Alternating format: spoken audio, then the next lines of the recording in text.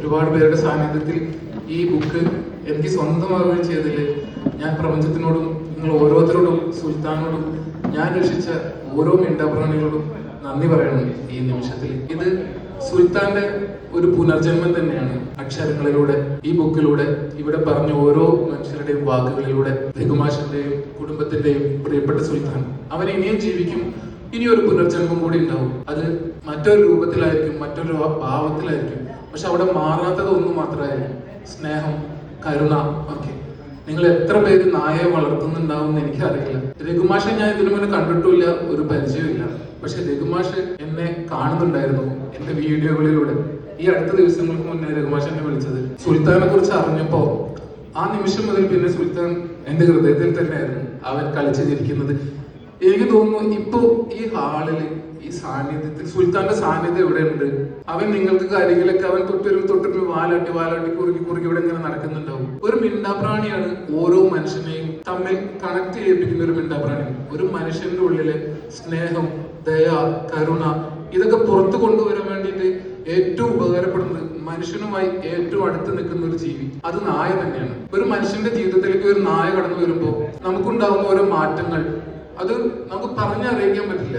അത് ശരിക്ക് നല്ല രീതിയിൽ നമ്മുടെ രഘുമാഷും കുടുംബവും മക്കളും അത് തിരിച്ചറിഞ്ഞു. സുൽത്താൻ ഇപ്പൊ അവരിലൂടെ ഈ പുസ്തകത്തിലൂടെ നിങ്ങളും സുൽത്താൻ അറിഞ്ഞു. ഇനി ഒരുപാട് പേര് നിങ്ങളും ഈ പുസ്തകം മേടിക്കാൻ മനോഹരമായിട്ട് അവൻ സന്തോഷം സ്നേഹം കൊടുത്തും അറിഞ്ഞും ഒരു കുഞ്ഞിനെ പോലെ വീട്ടിൽ വളർന്ന് അവൻ നല്ല രീതിയിൽ അവര് വീട്ടിൽ പോയത്. ഞാൻ ഇങ്ങനെ പറയാൻ കാരണം രഘുമാഷയെ പോലെ കുടുംബത്തെ പോലെ മിണ്ടാപ്രാണികളെ സ്നേഹിക്കുകയും അതിന് നേരെ വിപരീതമായിട്ട് നായകളെ ഒരു കൗതുകത്തിനും താൽക്കാലിക സന്തോഷത്തിനും വേണ്ടിയിട്ട് വളർത്തുന്ന ഒരുപാട് പേരുണ്ട്. എനിക്ക് വരുന്ന കോളുകൾ മിക്കവാറും നായനെ വളർത്തി ഒരുപാട് പേര് വിളിക്കാറുണ്ട്. എന്താണ് അവർ പറയാറെന്ന് വെച്ചാൽ, ഞങ്ങൾക്ക് ഇനി നായനെ നോക്കാൻ പറ്റില്ല, ഞങ്ങൾ ഗൾഫിലേക്ക് പോവാണ്, അല്ലെങ്കിൽ അസുഖമാണ്, എന്റെ മകളുടെ കല്യാണമാണ്. അങ്ങനെ ഓരോരുത്തരും ഓരോരോ നൂറ് കാരണങ്ങൾ പറഞ്ഞിട്ട് അവർ വളർത്തുന്ന നായകളെ ഉപേക്ഷിക്കാറുണ്ട്. ഇന്നും കേരളത്തിലെ തെരുവുകളിൽ 100-ലധികം വളർത്തു നായകളാണ് ഉപേക്ഷിക്കപ്പെട്ടുകൊണ്ടിരിക്കുന്നത്. അവിടെയാണ് നമ്മുടെ രഘുഭാഷിനെ പോലെയുള്ള കുടുംബങ്ങൾ ഈ മിണ്ടാപ്രാണികളെ സ്നേഹിച്ചു വളർത്തുന്ന നല്ല കുറെ കുടുംബങ്ങളുള്ളത്. സുൽത്താൻ ശരിക്കും ലാബ്രഡോർ എന്ന ഒരു വിഭാഗത്തിൽപ്പെട്ട നായാണ്.